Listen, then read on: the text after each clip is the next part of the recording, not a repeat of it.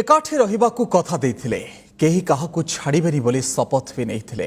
झड़ झंझा को सामना करी प्रेम को अमर करबाकु पण करथिले तू चली जीवु मु केमती रहिबी शेषरे परस्पर कथा रखिछन्ति प्रेमी जुगल मृत्यु को आपणाई प्रेम को करिछन्ति अमर भुवनेश्वर उपकंठ बालकाटी पणसपाटण रे लेखा होईछि विफल प्रेमर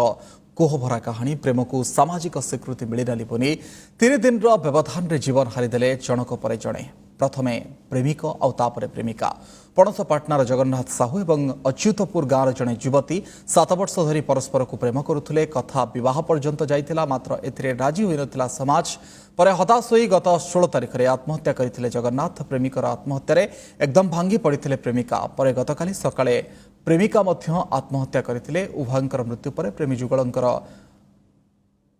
चक्षुदान करिसेंति परिवार लोके मुझे तो है भल पाई पुओ को पुओ है बाप घर कथा राजी है नहीं जे पुओ को तो कहले तू झुओ को नेला आम कहीं मरबू सी पुओ कहला तेमे कहीं मरबू मु मरबी किए आज मला मो झुओ काली देखिक सी भला भल पाए 8-9 वर्ष